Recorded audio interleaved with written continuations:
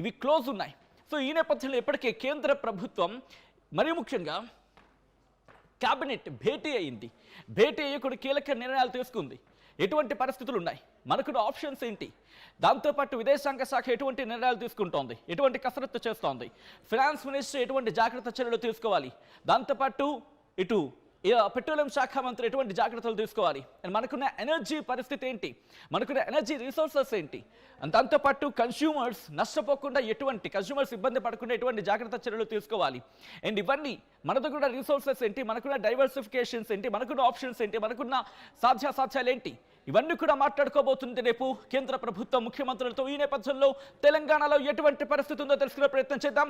నేరుగా నేను ఇటు తెలంగాణకు వెళ్లే ప్రయత్నం చేస్తున్నాను. ముందుగా అప్డేట్స్ తెలుసుకుందాం. మా ప్రతినిధి మధు అప్డేట్స్ అందించేందుకు సిద్ధంగా ఉన్నారు. ఒకసారి మధు దగ్గరికి వెళ్లే ప్రయత్నం చేద్దాం. మధు, ప్రస్తుతం తెలంగాణలో ఎటువంటి పరిస్థితి ఉంది, తెలంగాణ ప్రభుత్వం ఎటువంటి జాగ్రత్త చర్యలకు దిగబోతోంది, తెలంగాణ ప్రభుత్వం ఎటువంటి డైరెక్షన్స్లో ఉంది ఇప్పటికీ, అట్ ద సేమ్ టైం రేపు కేంద్ర ప్రభుత్వంతో డిస్కషన్లో ఎటువంటి పాయింట్స్ ముందుంచే అవకాశం ఉంది? ఎగ్జాక్ట్లీ, ఇప్పటికే ఒక క్లారిటీ ఇచ్చింది కేంద్రం నుంచి అన్ని రాష్ట్రాలకు స్పష్టమైనటువంటి మెసేజ్ వెళ్ళింది. భారతదేశ వ్యాప్తంగా ప్రస్తుతం చమురు నిల్వలు క్రూడ్ ఆయిల్ దిగుమతి చేసుకుంటున్నాం కాబట్టి పెట్రోల్, డీజిల్, ఎల్పిజి ఏదైతే ఈ అవసరాలకు ఇంధన అవసరాలకు కానీ ఇంటి అవసరాలకు కానీ ఉపయోగిస్తున్నటువంటి రవాణా కోసం ఉపయోగిస్తున్నటువంటి పెట్రోల్, డీజిల్, ఎల్పిజి, సిఎన్జి వీటికి సంబంధించినటువంటి నిల్వలు 60 రోజులకు భారతదేశ వ్యాప్తంగా ఇప్పటి నుంచి తీసుకుంటే కరెక్ట్ ఇంకొక 2 నెలల వరకు పూర్తి స్థాయిలో బయటి దేశాల నుంచి, గల్ఫ్ దేశాల నుంచి దిగుమతి చేసుకోకుండా సరిపడేటువంటి నిల్వలు ఉన్నాయి 140 కోట్ల మందికి. అయినా కూడా పశ్చిమాసియాకు సంబంధించినటువంటి దేశాల్లో యుద్ధం జరగడం, ముఖ్యంగా ఇరాన్, ఇజ్రాయెల్, అమెరికా ఈ వారిలో కీలకంగా ఒకరిపైన ఒకరు తీవ్రమైనటువంటి దాడులు చేసుకుంటుండడంతో రవాణా నిలిచిపోయింది. క్రూడ్ ఆయిల్కి సంబంధించి సముద్ర మార్గాల ద్వారా వచ్చేటువంటి దిగుమతి చేసుకుంటున్నటువంటి భారత్ దిగుమతి చేసుకున్నటువంటి క్రూడ్ ఆయిల్ ఆగిపోయినటువంటి పరిస్థితి. ఇప్పుడే ఈ మధ్య కాలంలోనే వివిధ దేశాల అధిపతులతో మాట్లాడారు, ఇరాన్కి సంబంధించినటువంటి ప్రభుత్వ అధినేతలతో మాట్లాడారు నరేంద్ర మోదీ.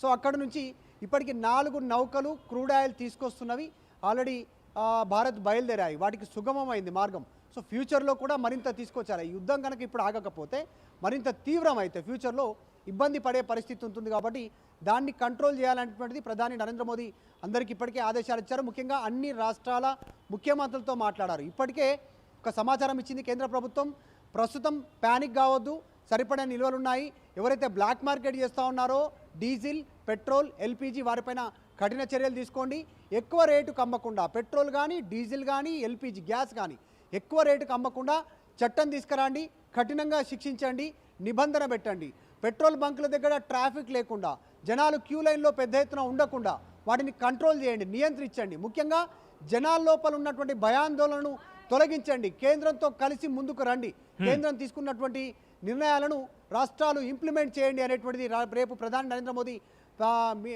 వీడియో కాన్ఫరెన్స్లో అన్ని రాష్ట్రాల ముఖ్యమంత్రులతో మాట్లాడనున్నారు. అందులో భాగంగా తెలంగాణ ముఖ్యమంత్రి రేవంత్ రెడ్డికి కూడా కీలక సూచనలు చేయనున్నారు. ఇక తెలంగాణ రాష్ట్రం నుంచి ఎలాంటి సూచనలు ఉండనున్నాయి అనేటువంటిది, ఎందుకంటే రీసెంట్గా ఢిల్లీలో ఒక ఈవెంట్లో మాట్లాడుతూ ముఖ్యమంత్రి రేవంత్ రెడ్డి ఈ తీవ్రమైనటువంటి విమర్శలు చేస్తారు, పొలిటికల్ ఎజెండాగా మార్చే ప్రయత్నం చేస్తారు. గతంలో ప్రధాని ఆల్రెడీ కేంద్రానికి సహకరించాలి, కేంద్రం చెప్తున్నటువంటి అంశాలను ప్రజల్లోకి తీసుకెళ్ళాలి, అందరికీ అందుబాటులో ఉండేలా గ్యాస్ తర్వాత పెట్రోల్, డీజిల్ అందుబాటులో ఉండే చర్యలు తీసుకోవాలని కేంద్రం చెప్తా ఉంటే రేవంత్ రెడ్డి కొన్ని తీవ్రమైనటువంటి విమర్శలు చేశారు. ఒకప్పుడు ఆదిమ మానవుల సమయంలో రాళ్లతో కొట్టుకొని అగ్గి ముట్టించుకునేటువంటి పరిస్థితి ఉంది, అలాంటి పరిస్థితి తీసుకురాబోతున్నారనేటువంటి స్టేట్మెంట్ కాస్త పొలిటికల్ సర్కిల్లో విభేదాలు సృష్టిస్తూ ఉంది, తీవ్రమైనటువంటి విమర్శలు ఎదుర్కొంటున్నారు ముఖ్యమంత్రి రేవంత్ రెడ్డి. ప్రభుత్వం వల్ల ఈరోజు ఆయిల్ సమస్య లేదు దేశంలో, యుద్ధాల వల్ల కేవలం భారతే ఎదుర్కోవట్లేదు, ప్రపంచ దేశాలన్నీ కూడా ఈరోజు యుద్ధ వాతావరణంతో తీవ్రమైనటువంటి ఆయిల్ దిగుమతులు సంబంధించి ఇక్కట్లు ఎదుర్కొంటున్నారు. అన్ని దేశాలు అమెరికాతో పాటు చైనా, భారత్, శ్రీలంక ఇంకా ఇలాగ అనేక దేశాలన్నీ కూడా ఇబ్బందులు ఎదుర్కొంటున్నాయి. కానీ దాన్ని రాజకీయ అంశాలకు ముడిపెట్టడం కరెక్ట్ కాదు అనేటువంటిది విమర్శలు కూడా ఉన్నాయి. సో ఇప్పటికే మిడిల్ ఈస్ట్ వార్కి సంబంధించినటువంటి విషయంలో ప్రధాని నరేంద్ర మోదీ అన్ని దేశాలకి సంబంధించినటువంటి అధినేతలతో మాట్లాడారు, ఫోన్లో మాట్లాడి ప్రయత్నం చేస్తూ ఉన్నారు. మ్యాక్సిమం ఈ వార్ ఇంకా లాంగ్ రన్లో కంటిన్యూషన్ లేకుండా త్వరగా ముగిస్తే ప్రపంచ దేశాలకు ఆయిల్ కొరత ఉండదు, తీవ్రమైనటువంటి సంక్షోభాల నుంచి బయటపడేటువంటి అవకాశం ఉంటుందనేది ఒక భారతే కాదు అన్ని దేశాలు ఇప్పుడు చైనా మనకంటే ఎక్కువ జనాభా, భారత్ దాని తర్వాత స్థానం ప్రపంచంలో, ఇంకా మిగతా దేశాలు అంతా ఇబ్బందులు పడతా ఉన్నటువంటి పరిస్థితి. కాబట్టి దాన్ని ఎదుర్కోవాలనేటువంటిది ప్రధాని రేపు సూచనలు సలహాలు చేయనున్నారు వీడియో కాన్ఫరెన్స్లో. ముఖ్యంగా క్యూ లైన్లను కంట్రోల్ చేయడము, తర్వాత నిల్వలు 60 రోజుల నిల్వలు ఉన్నాయి దాన్ని ప్రజలకు వివరించడము, జనాలు ప్యానిక్ కాకుండా ఇబ్బంది భయాందోళనకు గురి కాకుండా వాళ్ళకి వివరించడము, తర్వాత ఈ పెట్రోల్ డీజిల్ ఎల్పిజి ధరల నియంత్రణ చేయడము, ఇమ్మీడియట్గా పెంచకుండా బ్లాక్ మార్కెట్ చేయకుండా బ్లాక్ సప్లై చేంజ్ చేసేవారన్న దాన్ని బ్లాక్లో అమ్మేటువంటి వారు ఉంటే వారికి కఠినంగా శిక్షించాలి అనేటువంటిది ప్రధాని నరేంద్ర మోదీ రేపు ముఖ్యమంత్రుల సమావేశంలో కీలకమైనటువంటి స్టేట్మెంట్ చేయనున్నారు. ఇప్పటికీ ఆల్రెడీ కొన్ని దేశాలకు సంబంధించినటువంటి ఒమన్, మలేషియా, ఫ్రాన్స్కి సంబంధించినటువంటి దేశాల అధిపతులతో నరేంద్ర మోదీ ఆల్రెడీ మాట్లాడారు. ఆల్రెడీ ఇజ్రాయెల్ ప్రధాని నెతన్యాహుతో మాట్లాడారు. రీసెంట్గా అమెరికా అధ్యక్షుడు ట్రంప్తో మాట్లాడారు. ఆ ఫోన్ కన్వర్జేషన్లు ఆల్రెడీ ఇరాన్కి సంబంధించినటువంటి ప్రభుత్వ అధినేతలు ప్రస్తుతం ఎవరైతే డీల్ చేస్తున్నారో విదేశాంగకు సంబంధించినటువంటి వారికి తర్వాత కూడా ప్రధాని మోదీ సంబంధించినటువంటి దౌత్యపరంగా వారితో మాట్లాడారు. అందులో భాగంగానే 4 నౌకలు దానికి సంబంధించినటువంటి ఆయిల్ను సరఫరా కోసం తీసుకున్నటువంటి ప్రయాణంలో వాటిని 4 నౌకలు భారత్ బయలుదేరినటువంటి పరిస్థితి. ఇవే కాదు, ఫ్యూచర్లో ప్రత్యామ్నాయ మార్గాలపైన దృష్టి పెట్టాలి అనేటువంటిది కూడా రేపు వీడియో కాన్ఫరెన్స్లో భాగంగా ప్రధాని నరేంద్ర మోదీ రాష్ట్ర ముఖ్యమంత్రులకు సూచన చేయనున్నారు. దాంట్లో ఎలక్ట్రిక్ సంబంధించినటువంటి బస్సులను ఇమ్మీడియట్గా ఉన్నటువంటి వాటన్నిటిని రోడ్డుపైన తిప్పేలా, తర్వాత ఎంఎంటీఎస్లు, మెట్రో సర్వీసులు వీటిని పెంచేలా, తర్వాత ప్రభుత్వానికి సంబంధించినటువంటి రవాణాకు సంబంధించినటువంటి వాహనాలు ఏవైతే ఉన్నాయో, ఎగ్జాంపుల్ ఆర్టీసీ బస్సులు కావచ్చు, ఇంకా ఇతరత్రాకు సంబంధించినటువంటి వాహనాలన్నింటిని కూడా వాటిని అందుబాటులోకి తీసుకొచ్చేలా, నిరంతరం అందుబాటులో ఉండేలా అన్ని ప్రాంతాలకు. దానితో పాటు ఇంకొక కీలకమైనటువంటి అప్డేట్, ప్రధానమైనటువంటిది ఐటీ రంగానికి సంబంధించి ఎవరైతే క్యాబుల్లో ప్రయాణిస్తూ ఉంటారో వాళ్ళు వెళ్లకుండా వర్క్ ఫ్రమ్ హోమ్ ఇచ్చేలా రాష్ట్ర ప్రభుత్వమే సహకరించాలి.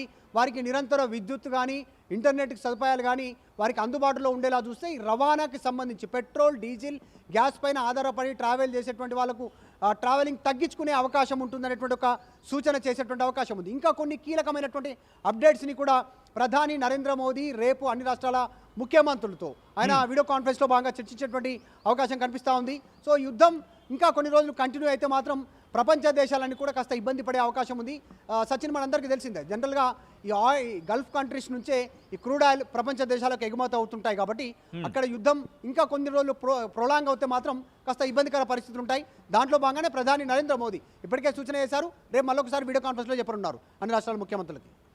రైట్, అంటే ఇప్పుడు ఈ సినారియోలో అంటే మరి ముఖ్యంగా 2 తెలుగు రాష్ట్రాల గురించి మాట్లాడుకున్న సందర్భంలో ఇటు తెలంగాణకు సంబంధించి ప్రెసెంట్ క్రైసిస్ ఉందా? ఎందుకంటే నిన్న పెట్రోల్ బంక్ దగ్గర మీరు కావచ్చు నేను కావచ్చు బయటికి వెళ్తే కనుక పెట్రోల్ బంకుల దగ్గర కిలోమీటర్ల కొద్దీ క్యూ లైన్స్ మనకు కనిపించాయి, దర్శనం ఇచ్చాయి. అలా అని చెప్పి పెట్రోల్ కొరత ఉందంటే కనుక నిన్న పెట్రోలియం శాఖ మంత్రి మరి ముఖ్యంగా శాఖ మాట్లాడుతూ లేదు అటువంటి సిచ్యువేషన్స్ లేదు అని చెప్పుకొచ్చింది. బట్ ఇటువంటి ఒక పానికింగ్ సిచ్యువేషన్ ఉంది, జనాలు ఒక పానిక్ అయిపోతున్నారు. కాబట్టి రేపు మీటింగ్లో ఎటువంటి అంశాలు కీలకంగా డిస్కషన్కి వచ్చే అవకాశం ఉందని తెలంగాణలో నిజంగా క్రైసిస్ ఉందా? ఎగ్జాక్ట్లీ, వాస్తవానికి తెలంగాణలో కానీ భారతదేశంలో కానీ ఇమ్మీడియట్గా క్రైసిస్ లేదు. కానీ ఇంకొక యుద్ధం సుదీర్ఘంగా